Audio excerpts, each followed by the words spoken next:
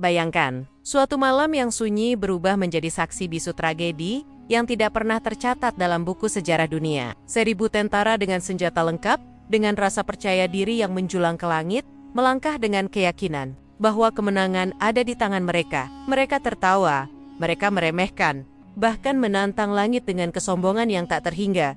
Namun, siapa sangka, dalam sekejap mata, segalanya berubah. Kekuatan yang mereka banggakan lenyap begitu saja. Suara tawa berubah menjadi pekikan, dan pekikan itu perlahan berubah menjadi suara lenguhan. Ya, lengguan sapi. Apakah ini hanya mitos, atau sebuah fakta yang sengaja disembunyikan, agar dunia tidak pernah tahu bahwa ada sesuatu yang jauh lebih besar daripada kekuatan senjata? Sesuatu yang tak terlihat, tetapi nyata. Kutukan. Kutukan yang turun bukan tanpa sebab. Kutukan yang menjadi jawaban atas kesombongan dan kezaliman. Hari ini, kita akan mengupas tuntas sebuah kisah yang tak hanya mengguncang logika, tapi juga menyentuh nurani. Sebuah kisah yang konon terjadi di tanah, yang hingga kini menjadi pusat luka dunia Gaza. Tanah yang menangis, tanah yang berlumur darah, tanah yang menjadi saksi bagaimana kesombongan bisa dihancurkan dengan cara yang tidak pernah terbayangkan. Apakah benar 1.000 tentara Israel berubah menjadi sapi? Apa yang sebenarnya terjadi? Siapa yang menuliskan kisah ini? Dan yang paling penting, apa pesan besar yang tersimpan di balik peristiwa ini untuk kita semua? Bersiaplah, karena yang akan Anda dengarkan bukan sekadar cerita. Ini adalah peringatan, sebuah tanda bahwa ketika manusia melupakan Tuhan, ketika kesombongan menggantikan rasa syukur, ketika kekuasaan dijadikan alat untuk menindas maca kekuatan, yang tak kasat mata akan turun dan mengubah segalanya. Jangan berkedip, karena inilah kutukan Gaza. 1.000 tentara Israel berubah jadi sapi. Sebuah kisah nyata yang menggetarkan, yang mungkin akan mengubah cara pandang kita tentang dunia dan tentang diri kita sendiri. Segalanya berawal dari sebuah tanah yang tidak pernah berhenti menangis, Gaza. Sebuah wilayah kecil yang namanya sudah akrab di telinga kita, bukan karena keindahannya, bukan karena kemakmurannya, melainkan karena darah, kehancuran, dan suara tangisan yang tak pernah padam. Sejak puluhan tahun, tanah ini menjadi panggung bagi tragedi kemanusiaan, tempat di mana penderitaan bukan lagi berita, tapi menjadi rutinitas yang membosankan bagi dunia yang tuli. Namun, di balik semua itu, ada sesuatu yang tak pernah diceritakan secara gamblang, sesuatu yang terlalu mengerikan untuk dipublikasikan. Inilah permulaan kisah itu. Kala itu, pasukan Israel tengah mempersiapkan serangan besar. Mereka telah menguasai teknologi militer paling mutakhir dengan persenjataan canggih yang membuat mereka merasa tak terkalahkan. Tang-tang baja, drone mematikan, rudal pintar, dan ribuan tentara yang sudah dilatih dalam disiplin tempur yang kejam. Semua ini membentuk satu keyakinan yang sama dalam hati mereka. Gaza akan tunduk. Tidak ada kekuatan di muka bumi yang sanggup menghalangi ambisi mereka. Bagi mereka, perang ini hanya sebuah permainan, sebuah demonstrasi kekuatan.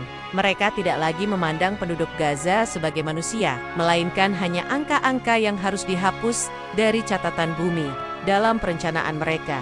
Serangan ini bukan sekadar operasi militer. Ini adalah pesan untuk menakut-nakuti dunia. Pesan untuk menunjukkan bahwa mereka adalah penguasa yang tidak bisa diganggu. Mereka menyiapkan 1.000 prajurit elit, pasukan yang mereka sebut tak terkalahkan. Mereka berangkat dengan penuh percaya diri, diiringi tawa dan ejekan terhadap musuh yang dianggap lemah. Tidak ada rasa gentar, tidak ada sedikit pun rasa takut, karena mereka yakin Gaza tidak akan mampu melawan.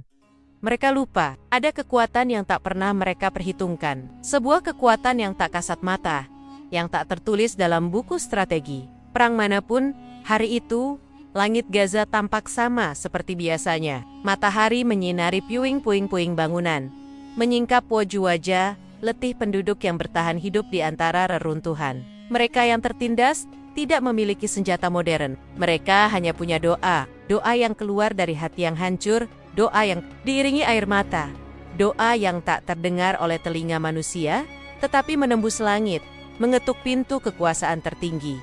Dan di sanalah sesuatu mulai bergerak, sebuah keputusan yang tidak dipahami manusia, sebuah vonis yang akan menjadi sejarah gelap bagi mereka yang angkuh. Rencana mereka berjalan seperti biasa. Konvoi militer memasuki wilayah yang mereka targetkan. Tang-tang berderak. kendaraan lapis baja merayap, dan suara langkah kaki tentara memenuhi tanah yang telah lama dilukai. Mereka berjalan dengan kesombongan, memandang ke kanan dan kiri tanpa rasa iba. Di balik helm baja dan seragam kebanggaan, hati mereka penuh dengan keserakahan dan kebencian.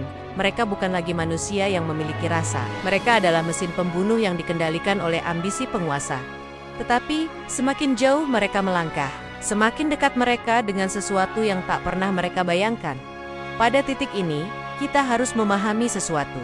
Peristiwa besar tidak pernah terjadi begitu saja. Ada sebab yang menimbulkannya, dan sebab itu seringkali berasal dari kesalahan manusia sendiri. Kesombongan mereka telah menutup mata terhadap kenyataan bahwa setiap tirani, cepat atau lambat, akan mendapat balasan. Tidak ada kekuatan yang bisa menandingi keadilan Tuhan. Tidak ada teknologi yang sanggup melawan kuasa yang tak terlihat. Tetapi mereka tidak percaya itu. Mereka menganggap kisah-kisah masa lalu tentang kaum yang diazab hanyalah mitos. Mereka yakin zaman sekarang adalah zaman logika, bukan zaman kutukan. Mereka salah, sangat salah. Beberapa laporan menyebutkan bahwa saat konvoi memasuki titik tertentu di wilayah Gaza, suasana mendadak berubah. Tidak ada peringatan, tidak ada tanda-tanda yang kasat mata. Langit tetap cerah, udara tetap tenang. Namun, yang ganjil mulai dirasakan oleh sebagian prajurit. Sebuah rasa gelisah yang tidak bisa dijelaskan. Rasa takut yang datang tiba-tiba, tanpa sebab yang jelas. Tapi mereka menepisnya. Mereka terus melangkah. Mereka tidak sadar. Setiap langkah membawa mereka lebih dekat ke jurang kehancuran. Dan jurang itu bukan berupa ledakan bom. Bukan peluru yang ditembakkan musuh. Bukan jebakan perang. Terpit yang jauh lebih dahsyat. Sesuatu yang tidak masuk akal bagi pikiran manusia modern. Sebuah kutukan. Di titik inilah, sejarah mencatat sebuah peristiwa yang akan membuat dunia terdiam. Tetapi sebelum kita masuk ke dalam inti kisah itu, ada satu hal yang perlu kita renungkan bersama.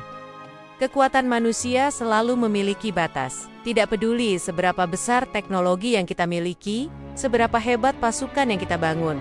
Ada satu kekuatan yang tidak bisa kita lawan, kekuatan Sang Pencipta. Dan ketika kezaliman mencapai puncaknya, ketika doa orang-orang yang tertindas menembus langit, maka turunnya keadilan bukan lagi sekadar ancaman, melainkan kenyataan yang tak bisa dihindari. Dan kenyataan itulah yang sebentar lagi akan kita ungkap, bagaimana 1000 tentara yang gagah perkasa dengan senjata di tangan tiba-tiba kehilangan segalanya. Bukan karena ditembak musuh, tetapi karena mereka bukan lagi manusia. Mereka datang dengan derap langkah penuh percaya diri. Di balik seragam yang berkilau, di balik senjata yang berkilat, mereka merasa diri mereka adalah penguasa dunia. Setiap tetes keringat yang menetes dari tubuh mereka bukanlah karena rasa takut, melainkan kebanggaan-kebanggaan yang lahir dari kesombongan. Mereka adalah tentara yang diyakini paling kuat.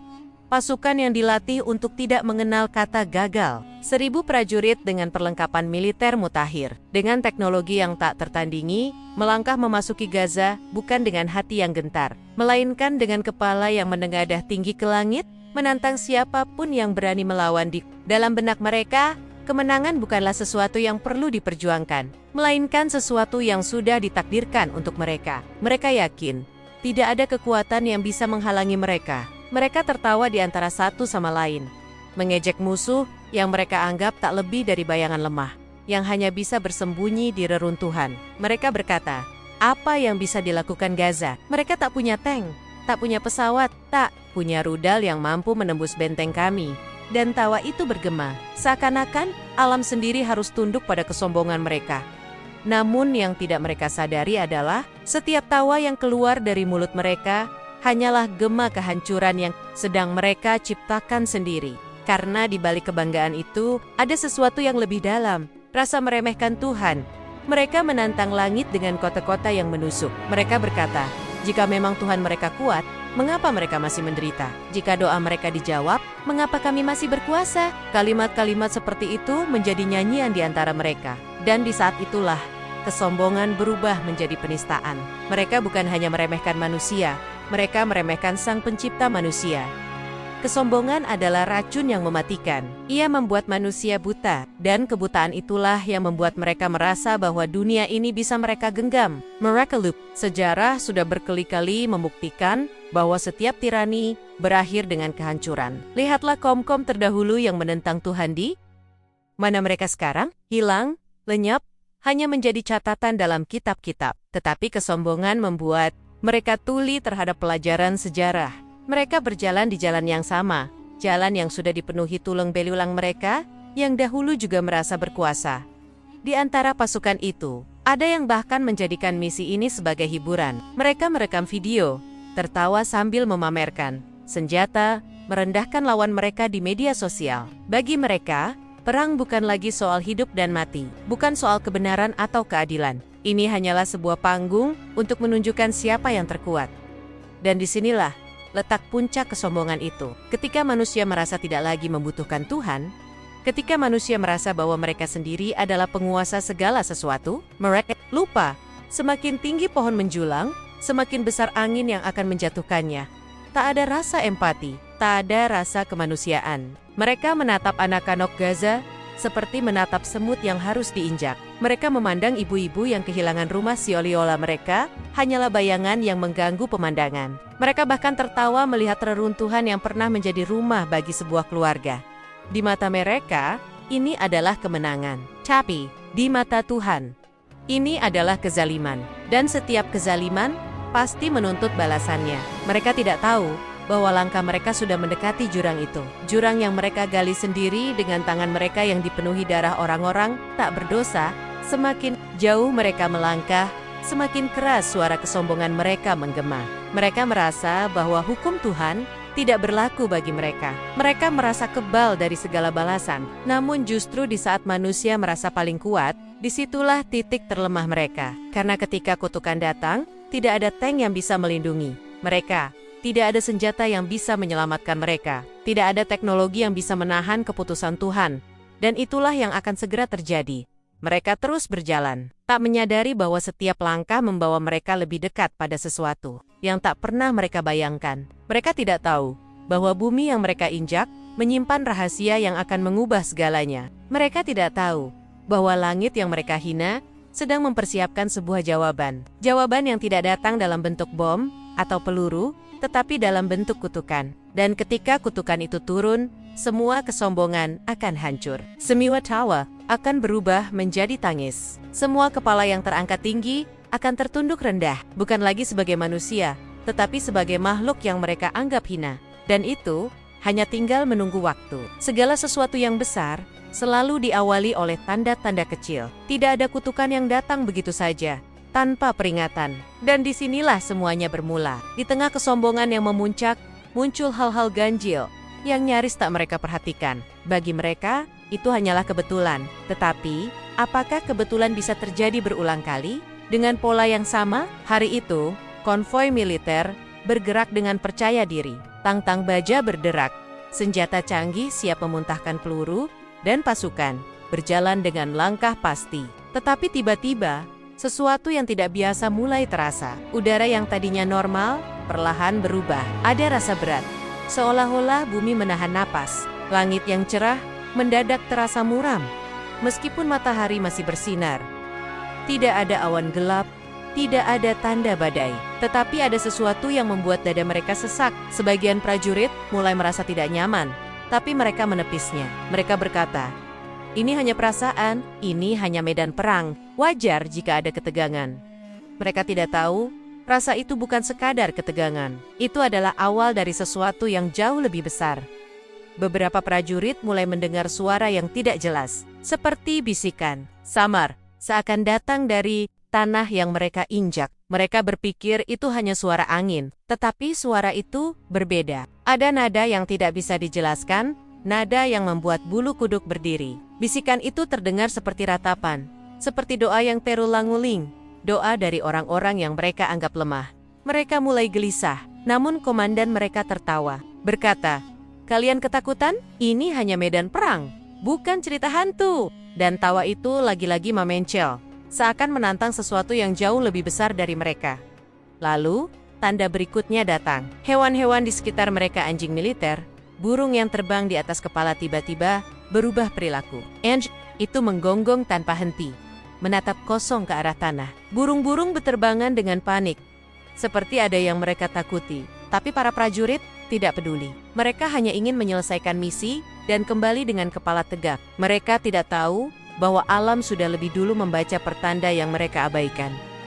Rasa gelisah semakin kuat. Ada yang mengaku mencium bau aneh, seperti bau besi yang berkarat, bercampur dengan aroma yang tak bisa dikenali. Bau itu datang entah dari mana, semakin menusuk seiring langkah mereka. Sebagian prajurit mulai merasa mual.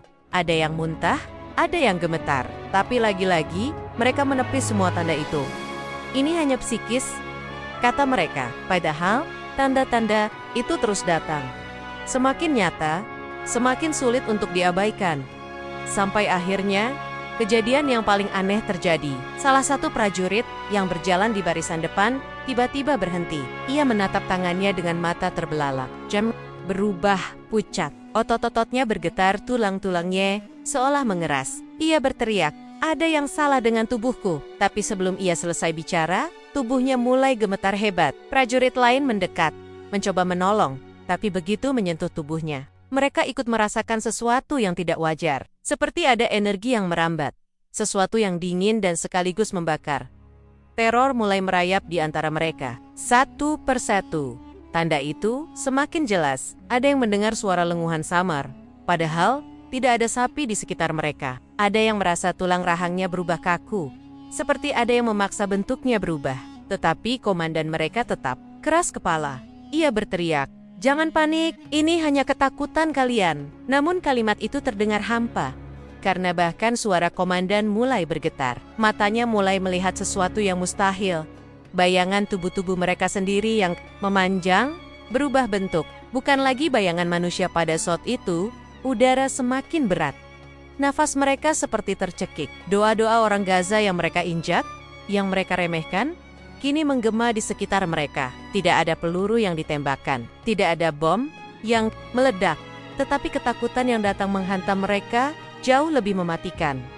Mereka mulai sadar, ini bukan perang biasa, ini bukan perlawanan manusia, ini sesuatu yang tidak bisa mereka kalahkan dengan senjata. Sesuatu yang datang dari langit, sesuatu yang mereka sebut dongeng, tetapi kini mereka rasakan sendiri.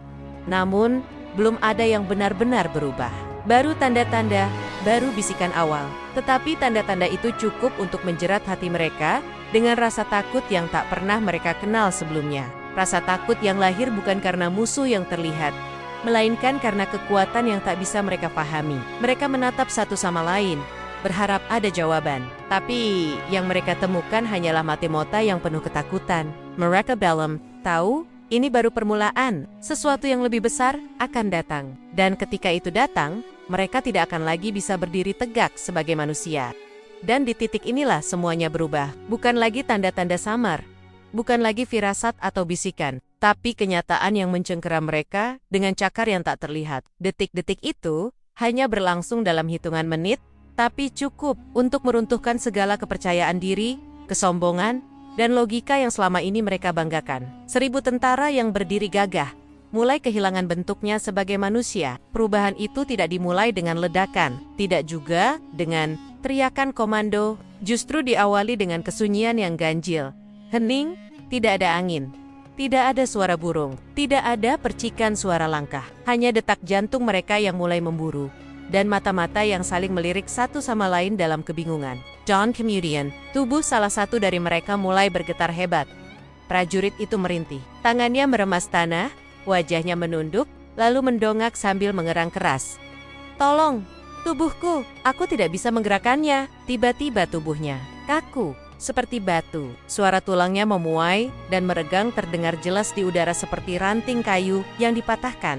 Jemarinya mengecil, memendek, dan kuku-kukunya menebal. Kulitnya berubah warna, dari merah muda menjadi coklat kusam, keras, seperti kulit binatang, dan tak ada yang bisa menghentikannya. Prajurit lain berlari ke arahnya, tapi belum sempat menyentuh. Mereka pun mulai merasakan hal yang sama. Tubuh mereka tidak merespon seperti biasa. Mereka merasa tubuhnya berat, lehernya menegang, dan perlahan, tulang punggung mereka melengkung ke bawah. Beberapa dari mereka jatuh berlutut, tapi bukan untucked, mereka menggeliat, berguling, meronta seperti ada sesuatu yang keluar dari dalam tubuh mereka, mengambil alih bentuk manusia yang tersisa. "Apa yang terjadi?" teriak salah satu komandan, tapi suaranya terdengar aneh. Seperti bukan suara manusia. Lagi, lebih dalam, berat, dan tak lama setelah itu, suara itu berubah menjadi lenguhan. Ya, lenguhan sapi. Lidah mereka memanjang, gigi-gigi mereka berganti. Dan suara jerit berubah jadi suara ternak. Satu persatu, suara manusia menghilang, digantikan oleh suara-suara yang tidak mungkin keluar dari tubuh seorang tentara. Dalam hitungan menit, satu kelompok penuh berguling di tanah. Kakinya menekuk ke arah yang salah. Jari-jarinya menyatu, menjadi kuku, wajah mereka terdorong ke depan, menjadi moncong. Mata mereka membesar dan berpindah posisi. Dan mereka semua berubah. Teriakan berubah menjadi raungan. Raungan berubah menjadi lolongan. Dan lolongan itu berubah menjadi isak tangis hewan. Mereka mencoba berbicara, memanggil satu sama lain, tapi suara mereka tidak lagi keluar dalam bahasa. Hanya erangan, suara kesakitan yang tak dimengerti oleh manusia. Beberapa dari mereka masih sadar, masih tahu siapa mereka, tapi mereka tidak bisa mengendalikan tubuhnya. Bayangkan, sadar penuh, tapi tubuhmu bukan lagi tubuhmu, pikiran manusia, terperangkap dalam tubuh seekor sapi. Sebagian dari mereka mencoba lari, tapi kaki mereka tak lagi bisa berdiri tegak. Sebagian besar jatuh, terperosok, dan terguling di tanah. Seragam militer mereka robek terseret, terserai-berai, helm-helm jatuh, senapan berserakan, dan tubuh-tubuh yang dulu menakutkan, kini menjijikkan. Sebuah pemandangan yang tidak bisa diterima oleh akal sehat. Tapi, itu yang terjadi. Itu yang benar-benar terjadi. Pasukan yang tersisa mulai panik. Mereka melihat tumanmen mereka yang satu persatu kehilangan kemanusiaannya. Komandan mereka berteriak agar tetap bertahan, tapi matanya sendiri telah berubah merah. Pupilnya mulai melebar tak wajar, dan suara desah napasnya kini disertai dengan hembusan lubang hidung yang besar. Ia sendiri mulai berubah. Tempo Beast menghentikannya, dan ketika semuanya sudah terlambat, tanah di bawah kaki mereka terasa seperti bergetar. Bukan karena gempa, tapi karena sesuatu telah dilepaskan. Sesuatu yang selama ini menunggu batas kesombongan mereka. Batas itu sudah terlewati. Dan sekarang, hukuman itu diturunkan. Bukan dengan api, bukan dengan pedang, tapi dengan pelepasan kehormatan mereka sebagai manusia. Sisa-sisa pasukan yang belum berubah sepenuhnya hanya bisa menyaksikan. Tidak ada tombol darurat, tidak ada pesawat penyelamat, tidak ada komunikasi ke pusat. Seolah-olah dunia memutuskan untuk diam. Seolah-olah langit sengaja menutup pintu rahmat dan hanya menyisakan satu pintu, azab. Saat malam mulai turun, suara lenguhan terdengar dari segala arah. Yuk, satu, bukan dua, tapi ratusan, 1000 tentara yang pagi tadi melangkah dengan bangga, kini diam dalam bentuk seekor sapi, tak bisa berbicara, tak bisa kembali, hanya bisa hidup sebagai peringatan, sebagai bukti nyata bahwa ketika manusia menantang Tuhan, Tuhan tidak perlu pasukan untuk membalasnya. Cukup satu kehendak, dan semuanya selesai. Pekikan, lenguhan, jeritan, semuanya melebur menjadi satu dalam malam yang sunyi, namun mengerikan. Apa yang awalnya terlihat seperti kekuatan yang tak tertandingi, kini hanyalah kumpulan makhluk tak berdaya. Tapi terror sejati baru saja dimulai, karena di tengah peristiwa tak masuk akal itu, tersisa sekelompok kecil pasukan yang belum tersentuh kutukan secara fisik, tapi mental mereka sudah remuk. Dan dari titik inilah, kekacauan meledak seperti api yang menjalar di tumpukan jerami kering. Bayangkan, saudaramu seperjuangan, teman tidur di barak, rekan latihan tempurmu, kini menggeliat di tanah dalam bentuk sapi. Mereka tidak bicara, tapi matanya masih manusia. Pandangannya penuh ketakutan, kebingungan, dan permintaan tolong yang tak bisa diungkapkan. Tubuhnya hewan, tapi jiwanya belum sempat lepas dari akal. Dan yang menyaksikan ini, tak bisa berbuat apa-apa. Tidak ada teori militer, tidak ada pelatihan psikologis yang mempersiapkan mereka untuk ini. Satu persatu, tentara yang masih utuh, mulai kehilangan kendali. Beberapa melarikan diri, berlari sambil menangis dan memanggil nama Tuhan yang selama ini mereka hina. Ada yang melepaskan helm dan senjata, berteriak seperti orang kerasukan. Ada yang menembakkan peluru ke tanah, ke langit, bahkan ke sesama. Prajurit berharap bahwa ini semua hanyalah mimpi buruk yang bisa dibangunkan dengan letusan. Tapi suara peluru hanya membuat semuanya semakin nyata. Ini bukan mimpi, ini kenyataan yang pahit dan tak terbayangkan. Satu komandan senior mencoba mengatur barisan. Ia berteriak melalui radio, meminta bantuan, namun tak ada satupun suara menjawab. Komunikasi terputus. Alat canggih yang selama ini mereka banggakan, kini hanya menjadi besi tak bernyawa. Seolah-olah seluruh sistem sengaja dimatikan oleh kekuatan yang lebih besar. Ia akhirnya hanya berdiri di tengah ladang reruntuhan pasukannya. Sendiri, menatap sisa-sisa manusia yang merangkak dengan 4 kaki. Mencoba bicara dengan mulut yang kini hanya bisa melenguh. Dan kemudian, dia pun menjatuhkan senjatanya dan berteriak. Bukan kepada pasukannya, tapi kepada langit. Apa yang kau lakukan pada kami? Tapi langit hanya diam, seperti Tuhan telah memalingkan wajahnya. Sementara itu, beberapa prajurit mulai saling tuding. Ini salahmu, kau yang membawa kita ke tempat ini. Kita sudah melewati batas. Dan pertengkaran itu, dalam ketakutan yang begitu pekat, berubah menjadi kekerasan. Ada yang saling memukul, saling menodong, saling membunuh. Kokokoron bukan lagi datang dari luar, tapi dari dalam diri mereka sendiri. Beberapa dari mereka mencoba melarikan diri ke arah utara, berharap bisa kembali ke markas. Tapi medan yang dulu mereka hafal seperti berubah. Jalan yang mereka kenal, kini seperti membingungkan. Kompas digital rusak, GPS mati total.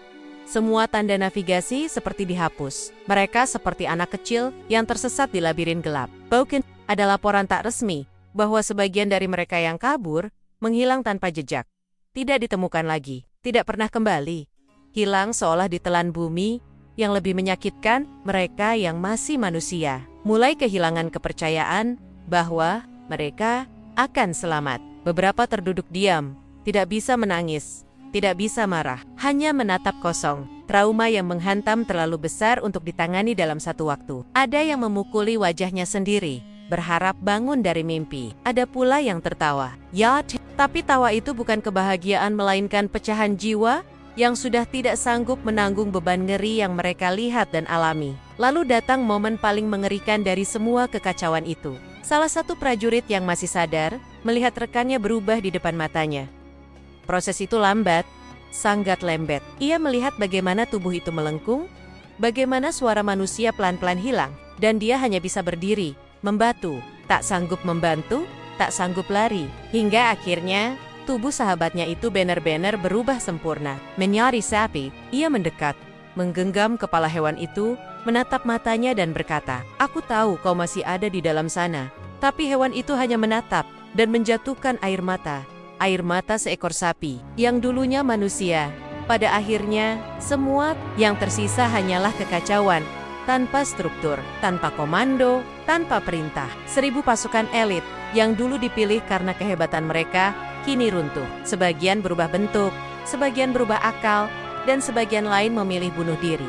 Daripada menghadapi nasib yang sama, tidak ada yang tahu pasti berapa yang selamat. Tidak ada laporan resmi yang dikeluarkan. Semuanya disapu bersih, disangkal, ditutupi, tapi bagi mereka yang pernah berada di sana, mereka tahu kebenaran tidak perlu pengakuan. Karena setiap malam, ketika mereka mencoba tidur, suara lenguhan itu kembali terdengar dalam kepala mereka. Dan wajah-wajah rekan mereka yang berubah menjadi sapi, tidak pernah hilang dari ingatan. Ada saat di mana manusia berpikir bahwa mereka telah mencapai puncak kekuatan, bahwa tidak ada satupun hukum di alam semesta ini yang bisa menyentuh mereka. Di titik itu, rasa takut lenyap, rasa hormat padam, dan satu-satunya yang tumbuh adalah kesombongan yang buta. Tapi sejarah berkali-kali membuktikan bahwa ketika manusia merasa dirinya tak terkalahkan, di sanalah kejatuhannya dimulai. Dan bagi 1000 tentara ini, kutukan bukan lagi sekadar peringatan. Ia telah menjadi bonus, tak terbendung, tak bisa dibatalkan. Kutukan itu tidak datang dengan dentuman. Ia datang seperti air yang merembes ke celah terkecil. Perlahan, tenang, tapi pasti. Dari satu tubuh ke tubuh lain. Dari satu pikiran ke pikiran lain. Ada sesuatu yang menyelimuti seluruh pasukan. Masuk melalui napas, menyusup melalui denyut nadi, hingga akhirnya menyatu dengan darah mereka sendiri. Dan ketika itu terjadi, manusia tidak bisa lari. Mereka hanya bisa menunggu giliran. Apa penyebab dari semua ini? Satu kata, kezaliman. Kezaliman yang tidak hanya lahir dari senjata tapi dari niat untuk menghancurkan, menindas, membungkam. Doa-doa yang mereka anggap remeh. Mereka datang ke Gaza bukan untuk perang semata. Mereka datang dengan dendam, dengan kebencian yang buta, dengan keinginan untuk menginjak kemanusiaan. Mereka tidak sekadar menyerang, mereka menghina, mengejek, dan bahkan mengolok Tuhan dari lisan mereka sendiri. Itulah titik akhir kesabaran, langit. Jika kita telusuri kisah-kisah dalam kitab-kitab suci, kita akan menemukan pola yang sama. Kaum-kaum terdahulu yang durhaka dihancurkan bukan oleh musuh, tapi oleh kutukan. Kaum Asyab al-Seb yang diubah menjadi kera karena menipu hukum Tuhan, di hari Sabtu kaum-kaum lain yang diubah menjadi babi, batu, atau dihapuskan dari muka bumi tanpa jejak. Ini bukan cerita fiksi, ini pelajaran yang ditulis dalam sejarah, yang sakral, tapi manusia modern menertawakannya. Dan pasukan ini adalah generasi baru dari kesombongan lama, maka hukumannya pun tak berubah. Kutukan ini bekerja dengan satu sifat utama, tak bisa dihentikan. Sekali dimulai, ia akan menyebar tanpa ampun. Tidak peduli pangkatmu, tidak peduli seberapa banyak medali di dadamu, tidak peduli seberapa canggih senjatamu, karena yang dilawan bukan lagi manusia, tapi kuasa Tuhan. Mereka yang masih bisa berdiri, mulai melihat tubuh mereka bergetar, leher mereka sakit saat menelan. Lidah mereka membengkak, tulang belakang mereka terasa seperti ditarik paksa. Dan mereka tahu, giliran mereka sudah dekat. Ada yang mencoba berdoa, ada yang menangis, ada yang memohon ampun sambil mencium tanah. Tapi semuanya terlambat. Karena kutukan ini bukan bentuk ujian, melainkan hukuman. Bukan lagi peringatan tapi eksekusi. Mereka tidak diubah oleh sihir, bukan oleh senjata rahasia, tapi oleh hukum langit yang berjalan atas nama keadilan. Karena jika kezaliman dibiarkan terlalu lama, maka bumi sendiri akan menangis. John Langit akan merespons.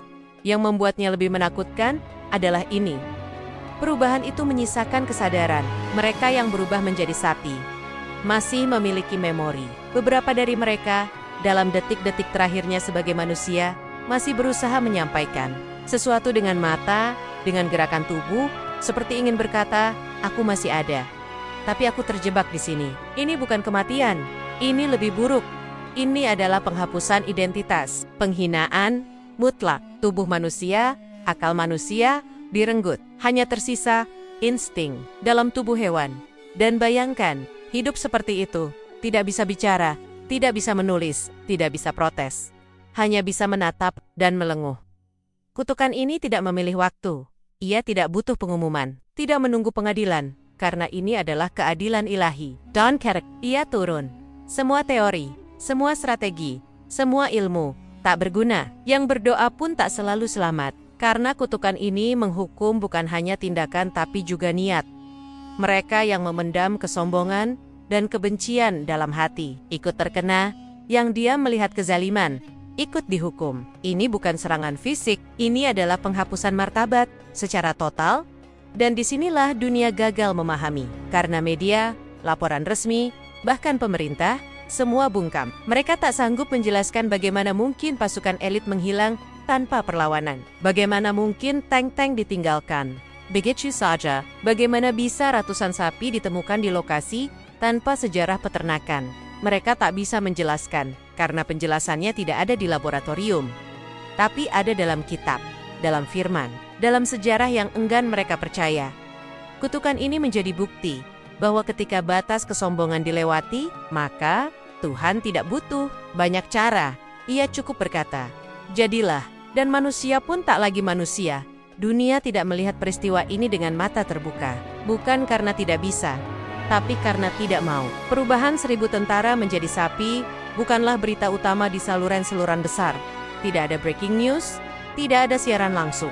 Yang terdengar hanya diam, sunyi. Seolah-olah seluruh dunia sepakat untuk tidak membicarakannya. Laporan yang seharusnya mengguncang dunia internasional disembunyikan, dipelintir, dipalsukan. 1000 pasukan yang hilang secara misterius hanya disebut sebagai tidak kembali. Teresa Lock atau gagal komunikasi.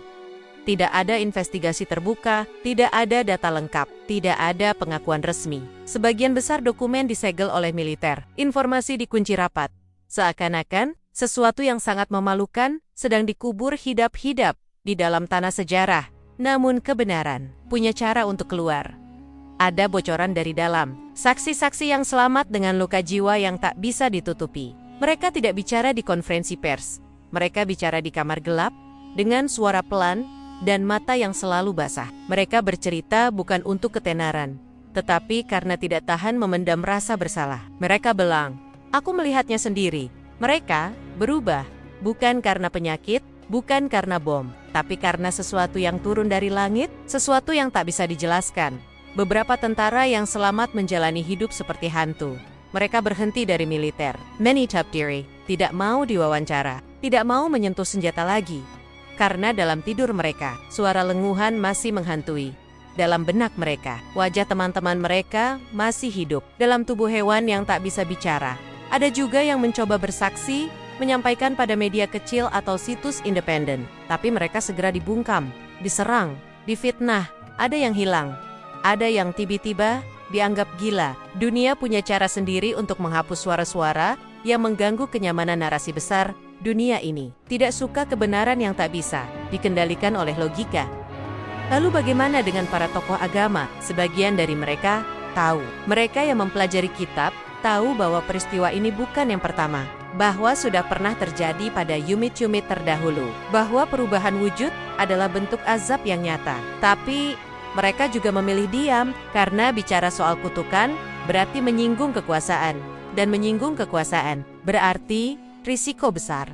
Maka mereka hanya menyebutnya peringatan dengan bahasa halus, seolah takut menyebut kenyataan dengan jujur. Ada sekelompok kecil ulama dan peneliti independen yang memberanikan diri membuka pembahasan. Mereka mencari ayat-ayat, hadis, naskah-naskah lama, dan menemukan kecocokan yang mengerikan. Beberapa tafsir menyebut bahwa akan datang masa di mana manusia akan diubah wujudnya karena kezaliman yang tak terkendali. Mereka berkata, ini bukan kejadian tunggal. Ini tanda bahwa langit sudah muak dengan kezaliman manusia.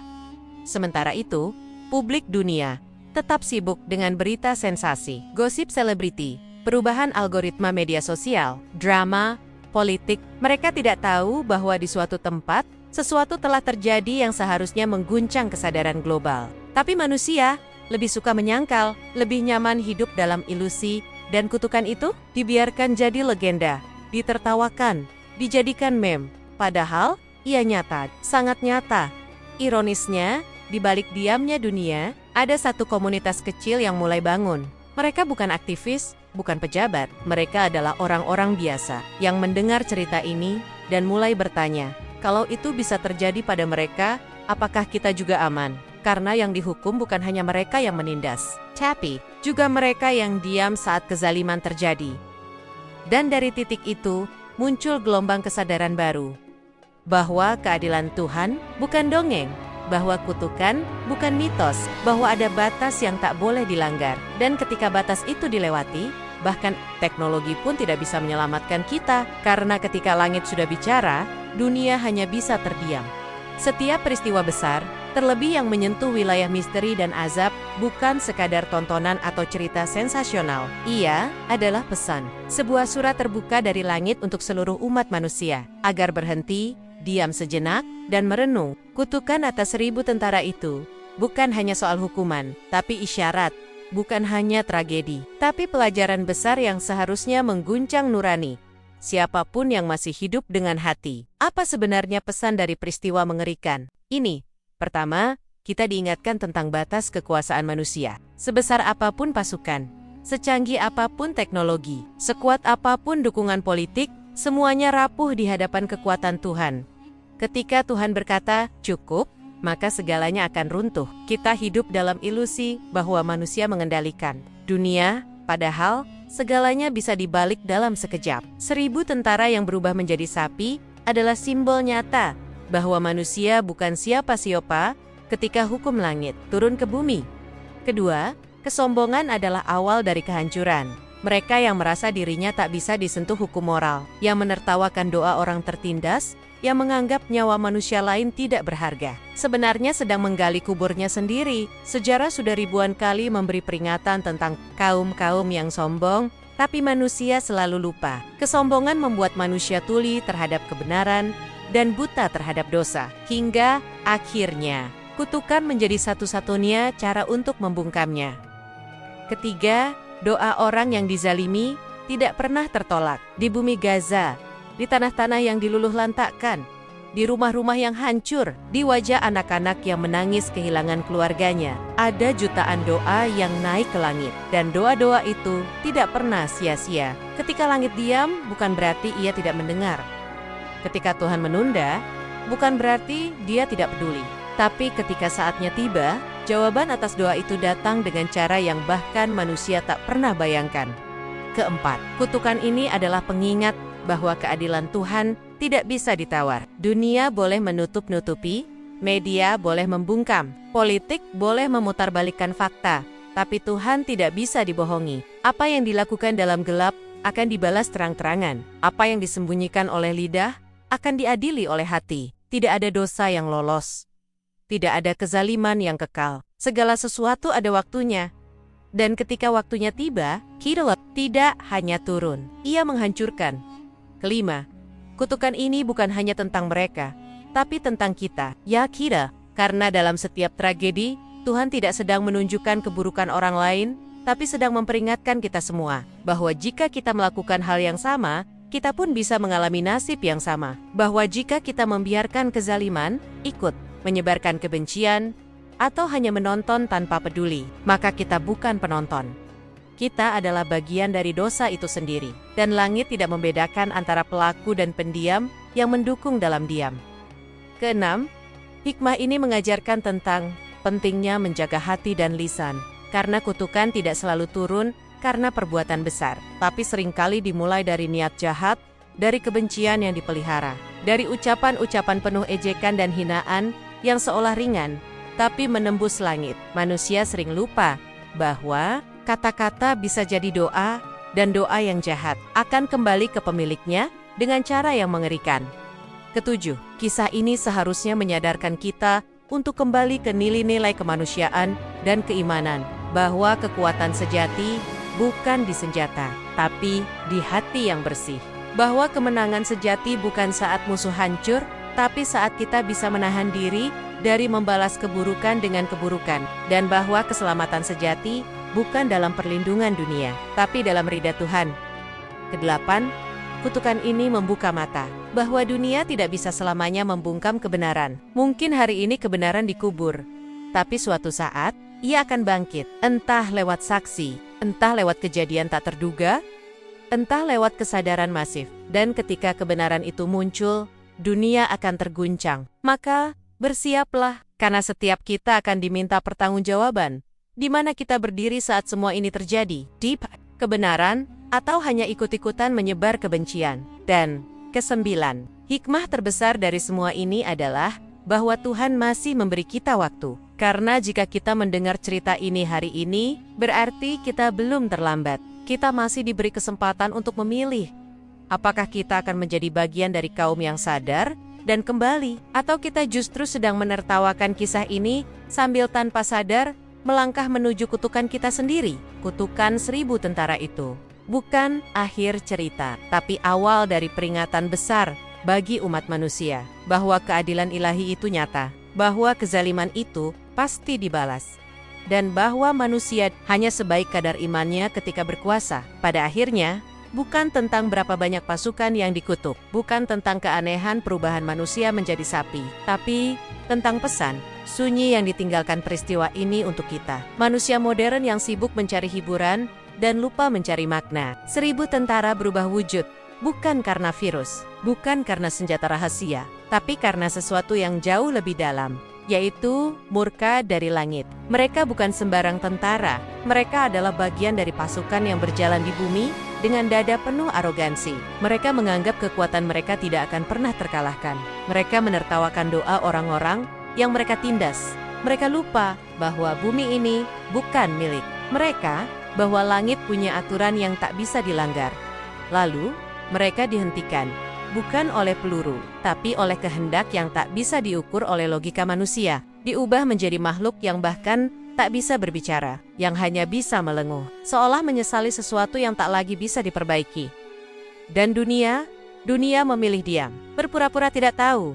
Media membungkam, politik menutupi. Sial lebih nyaman hidup dalam kebohongan daripada menerima kebenaran yang menakutkan. Seolah-olah jika kita tidak membicarakannya, maka peristiwa itu tidak pernah terjadi. tapi kenyataan tidak bisa dibungkam. Kebenaran selalu menemukan jalannya, bahkan dari mulut-mulut yang gemetar, bahkan dari mimpi-mimpi yang dihantui trauma. Cerita ini menyebar pelan, namun pasti, dari satu telinga ke telinga lainnya, dari satu hati yang sadar ke hati yang lain yang mulai terbangun.